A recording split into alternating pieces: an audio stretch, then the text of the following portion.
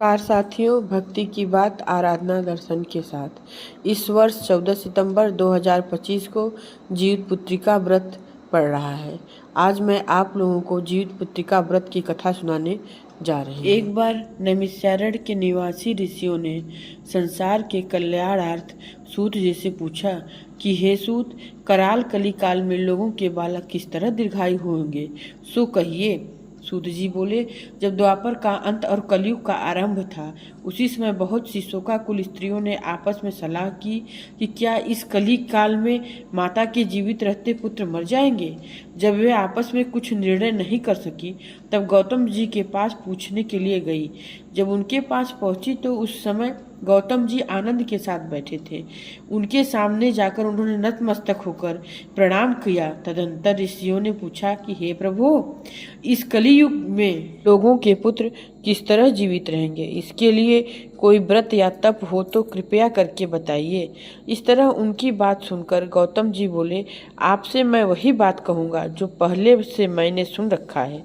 गौतम जी ने कहा, जब महाभारत युद्ध का अंत हो गया और द्रोण पुत्र अश्वत्थामा के द्वारा अपने बेटों को मरा देखकर सब पांडव बड़े दुखी हुए, तो पुत्र के शोक से व्याकुल होकर द्रौपदी अपने सखियों के साथ ब्राह्मण श्रेष्ठ धौम्य जी के पास गई और उसने धौम्य से कहा कि हे विपेंद्र, कौन सा उपाय करने से बच्चे दीर्घायु हो सकते हैं, कृपया करके ठीक ठीक कहिए। धौम्य बोले, सतयुग में सत्य वचन बोलने वाला, सत्याचरण करने वाला समदर्शी जिम्यूत वाहन नामक एक राजा था।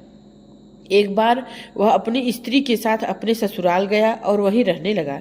एक दिन आधी रात के समय पुत्र के शोक से व्याकुल कोई स्त्री रोने लगी, क्योंकि वह अपने बेटे के दर्शन से निराश हो चुकी थी। उसका पुत्र मर चुका था। वह रोती हुई कहती थी कि हाय, मुझ बूढ़ी माता के सामने मेरा बेटा मरा जा रहा है। उसका रुदन सुनकर राजा जिमूत वाहन का तो मानो हृदय ही विदीर्ण हो गया। वह तत्काल उस स्त्री के पास गया और उससे पूछा कि तुम्हारा बेटा कैसे मरा है। बूढ़ी ने कहा, गरुड़ प्रतिदिन आकर गांव के लड़कों को खा जाता है। इस पर दयालु राजा ने कहा, माता अब तुम रो मत, आनंद से बैठो, मैं तुम्हारे बच्चे को बचाने का यत्न करूंगा। ऐसा कहकर राजा उस स्थान पर गया जहां गरुड़ आकर प्रतिदिन मांस खाया करता था। उसी समय गरुड़ जी उस पर टूट पड़ा और मांस खाने लगा। जब अतिशय तेजस्वी गरुड़ ने राजा का बायां अंग खा लिया तो झटपट राजा ने अपना दाहिना अंग फेर कर गरुड़ के सामने कर दिया। यह देखकर गरुड़ जी ने कहा, तुम कोई देवता हो? कौन हो तुम? मनुष्य तो नहीं जान पड़ते। अच्छा, अपना जन्म और कुल बताओ। पीड़ा से व्याकुल मन वाले राजा ने कहा, हे पक्षीराज, इस तरह के प्रश्न करना व्यर्थ है। तुम अपनी इच्छा भर मेरा मांस खाओ। यह सुनकर गरुड़ रुक गए और बड़े आदर से राजा के जन्म और कुल की बात पूछने लगे। राजा ने कहा, मेरी माता का नाम है सभ्या और मेरे पिता का नाम शालिवाहन है। सूर्य वंश में मेरा जन्म हुआ है और जिमूत वाहन मेरा नाम है। राजा की दयालुता देखकर गरुड़ ने कहा कि हे महाभाग, तुम्हारे मन में जो अभिलाषा हो वह वर मांगो। राजा ने कहा, हे पक्षीराज, यदि आप मुझे वर दे रहे हैं तो वर दीजिए कि आपने अब तक जिन प्राणियों को खाया है वे सब जीवित हो जाएं। हे स्वामीन, अब से आप यहाँ बालकों को न खाएं और कोई ऐसा उपाय करें जो जहाँ उत्पन्न हो वह लोग वहाँ बहुत दिनों तक जीवित रहें। धौम्य ने कहा कि पक्षीराज, गरुड़ राजा को वरदान देकर स्वयं अमृत के लिए नागलोक को चले गए। वहां से अमृत लाकर उन्होंने उन मरे मनुष्यों की हड्डियों पर बरसाया। ऐसा करने से सब लोग जीवित हो गए जिनको कि पहले गरुड़ ने खाया था। राजा के त्याग और गरुड़ की कृपा से वहां वालों का बहुत कष्ट दूर हो गया। उस समय राजा के शरीर की शोभा दोगुनी हो गई थी। राजा की दयालुता देखकर गरुड़ ने फिर कहा, मैं संसार के कल्याणार्थ एक और वरदान दूंगा। आज अश्विन कृष्ण सप्तमी से रहित शुभ अष्टमी तिथि है। आज ही तुमने यहाँ की प्रजा को जीवन दान दिया है। हे वत्स, अब से यह दिन ब्रह्म भाव हो गया है। जो मूर्ति भेद से विविध नामों से विख्यात है, वह त्रैलोक्य से पूजित दुर्गा अमृत प्राप्त करने के अर्थ में जीवित पुत्रिका कहलाई है।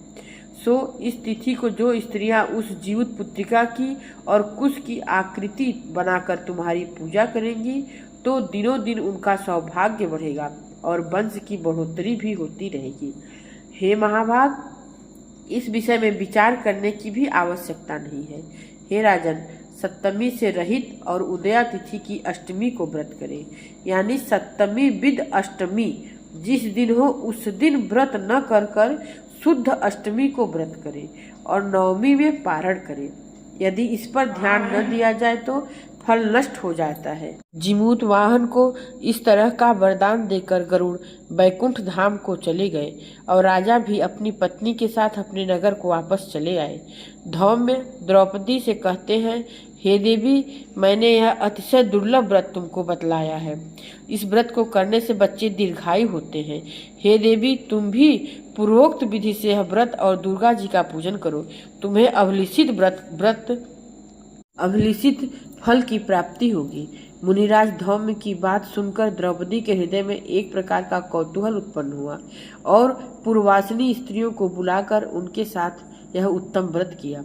गौतम ने कहा, यह व्रत और इसके प्रभाव को किसी एक चील ने सुन लिया और अपनी सखी सियारिन को भी बतलाया। वीडियो बहुत लंबा हो रहा था, इसलिए मैंने इसके आगे भाग की कहानी दूसरे पार्ट में बनाया है। अगर आप लोगों को मेरी कहानी पसंद आई हो तो मेरे चैनल को लाइक करें, कमेंट करें और सब्सक्राइब करें और मेरे कहानी का दूसरा भाग अवश्य सुनें, तभी यह कहानी पूर्ण होगी। जीवित पुत्रिका व्रत करने वालों के लिए यह कहानी बहुत ही जरूरी है। इसको कहने और सुनने वालों को भी के पुत्रों को भी दीर्घायु प्राप्ति होती है।